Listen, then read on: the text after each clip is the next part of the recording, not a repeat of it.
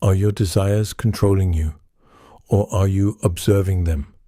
Zen story, the courtesan, and the Buddha. I know this habit is hurting me. So why do I keep returning to it?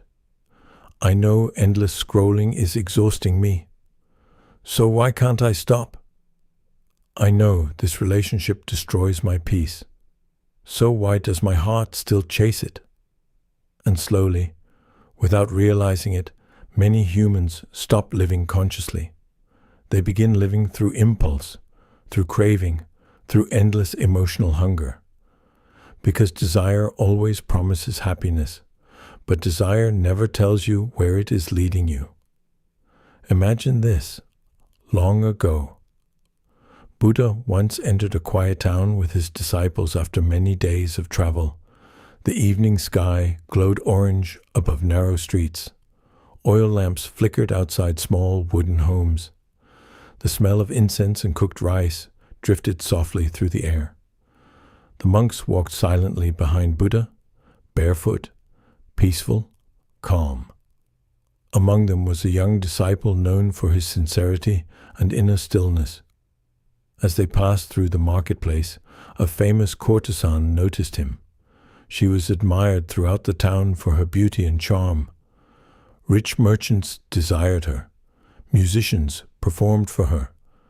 Men often lost themselves trying to win her attention. But the young monk disturbed her expectations. He did not stare at her with desire, nor avoid her with fear. He simply looked at her peacefully, as if she were another human soul passing through life. Curious, the courtesan approached him gently and said, "Please come to my house tonight as my guest." The other monks immediately became uneasy.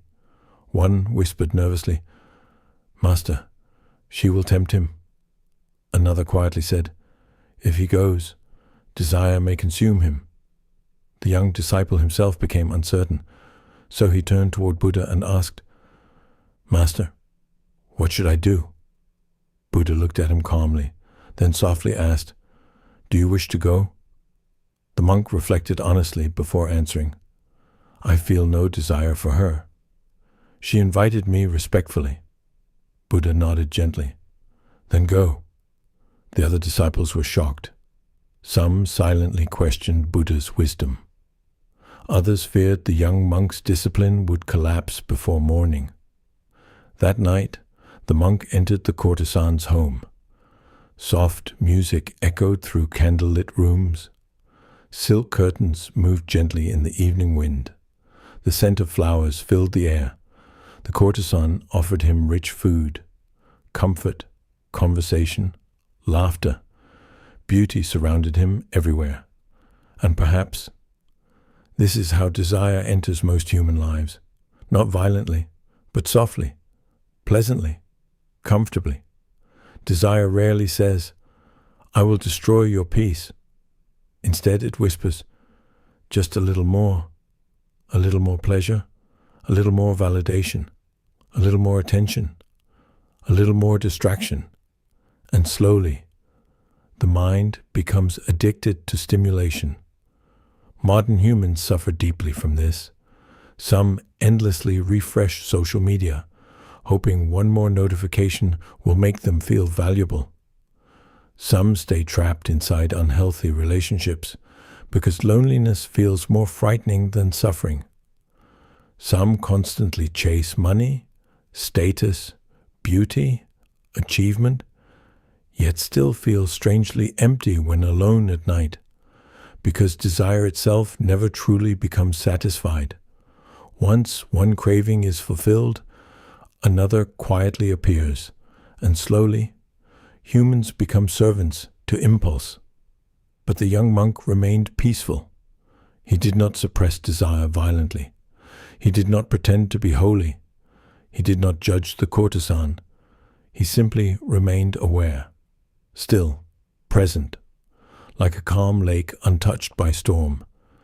And this changed everything, because for perhaps the first time in years, the courtesan sat beside someone who wanted nothing from her, not her beauty, not her body, not her attention.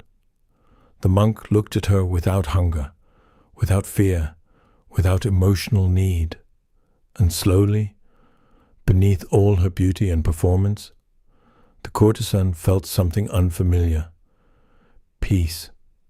By morning, something inside her had transformed. She walked beside the monk back to Buddha. The other disciples watched anxiously as they approached.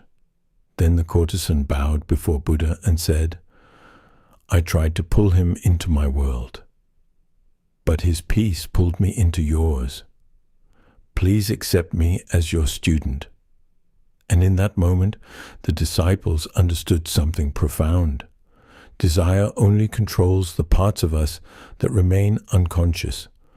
The monk was free, not because desire disappeared, but because awareness was stronger than desire. And maybe this is the real struggle inside every human being. Either desire controls the mind, or awareness observes desire. One leads toward endless craving. The other leads toward peace. This does not mean humans must reject all pleasure or become emotionally cold. The real freedom is quieter than that.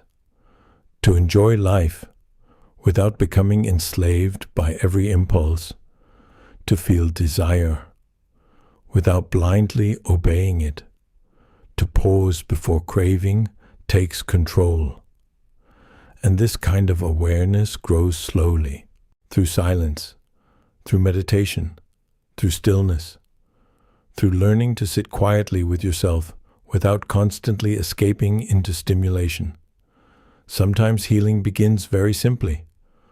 Walking beneath trees without your phone, watching rain quietly, praying softly before sleep, drinking tea slowly and consciously, taking deep breaths when the mind becomes restless, listening to calming music, sitting silently for a few minutes each day without distraction, because peace does not grow from endless consumption.